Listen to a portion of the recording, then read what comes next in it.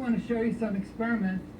This is cyclosporin A at different concentrations with a substrate of 60 nanomolar, time in seconds out to 300, emission over excitation again.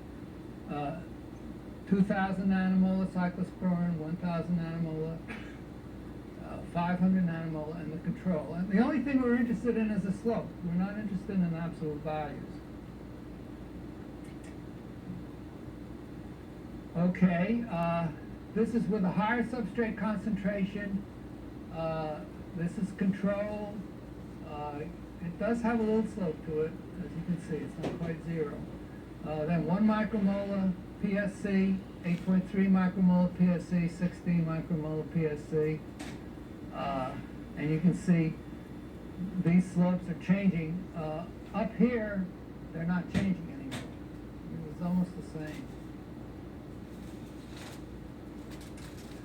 Okay, this is comparing PSC with CIS-A, and you can see that at similar concentrations, the slopes are very close.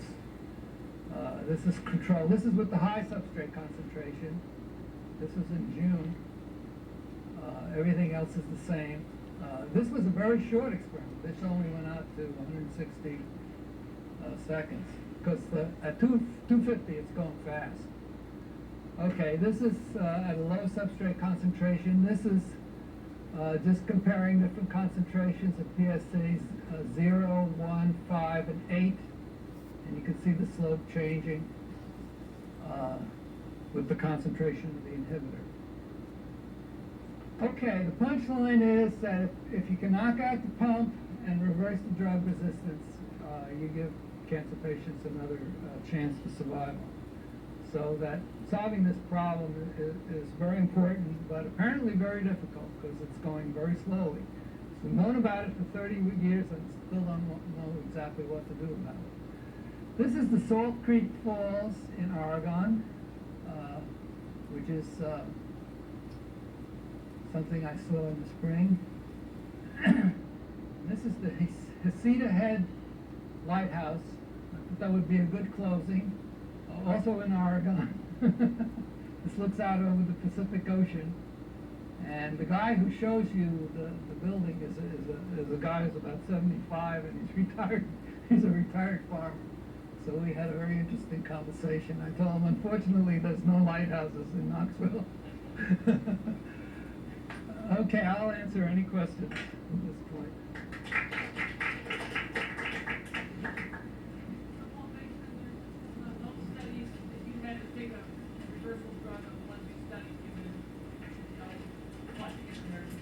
Well, obviously PSC is going to be better than cyclosporin because it has much less side effects, and it's about 1.5 times as potent.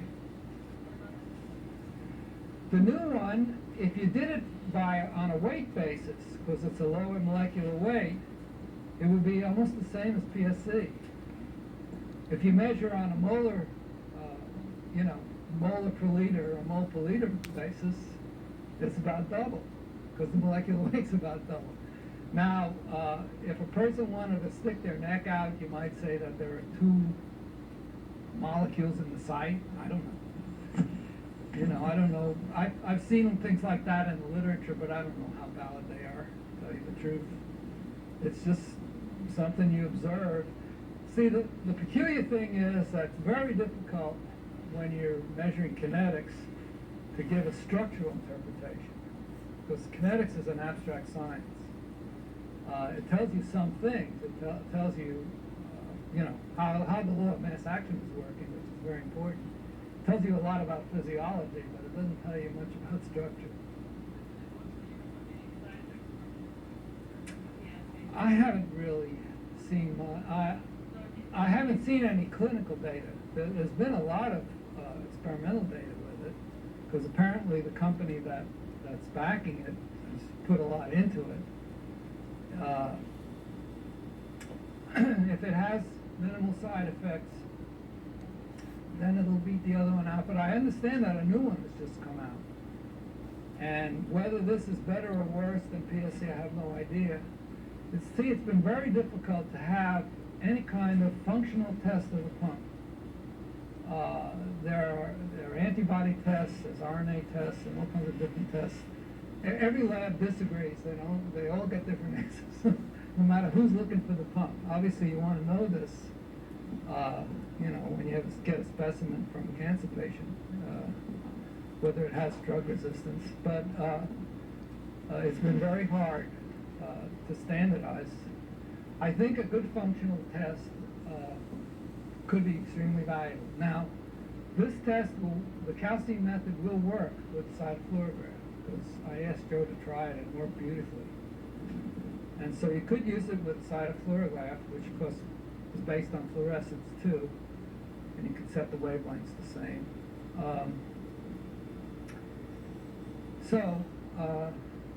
I'm going to try and publish it and see what happens.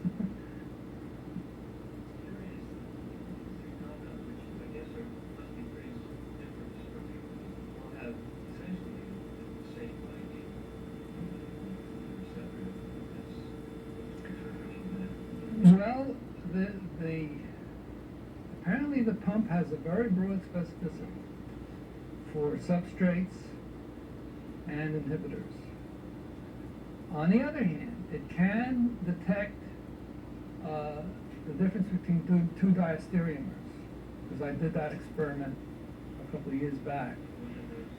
Not these, but of quinine and quinidine, which are diastereomers. It can tell the difference between those. It cannot tell the difference between enantiomers of verapamil. They're both the same.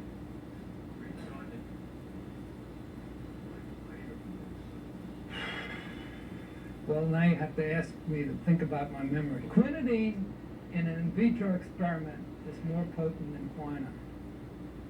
And I don't remember which one was plus minus or minus plus. I forgot that.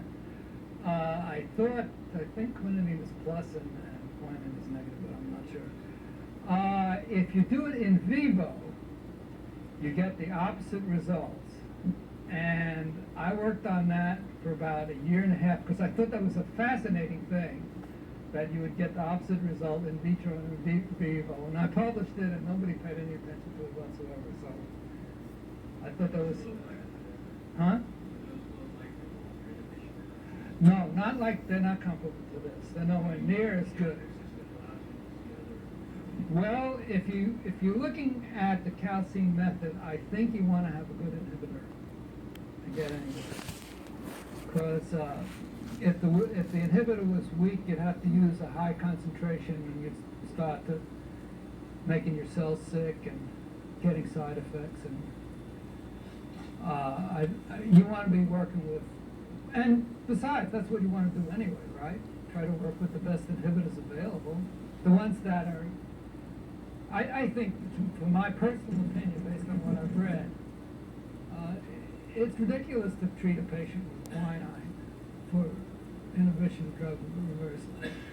Well, it's a relatively non-toxic substance, but still, I mean, the effect is so weak.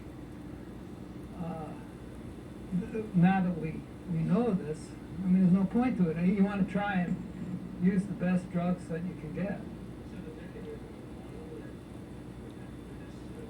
transported into some kind of molecular recognition phase, and then if it's acceptable, the pump allows it to proceed. It uses the energy of ATP, pumps against the gradient. These inhibitors, presumably, they're being recognized for some reason. Well, they could be substrates. I mean, we don't know. Cyclosporin is reputed to be a substrate. This is somebody else's work. And PSC is reputed to be a non-substrate. And they're very similar compounds. I mean, PSC essentially is a cyclosporin. It just has a couple of different amino acids. I don't remember which ones. Did you say? Well, if you believe this researcher is, there's been a lot of stuff, there's been a lot of stuff published on this, and much of the data is done at 2 micromolar substrate concentrations, and I don't really know what that data means a damn thing. you know, because they're not working anywhere near physiological levels. It was a struggle to get down to 60 nanomolar. I mean, I'd rather be at 10 if I could get there, you know, if I had a sensitive enough detector. But, you know, to go to 2 micromolar when you know that the pump protects cells against 10 nanomolar, to me, it's ridiculous.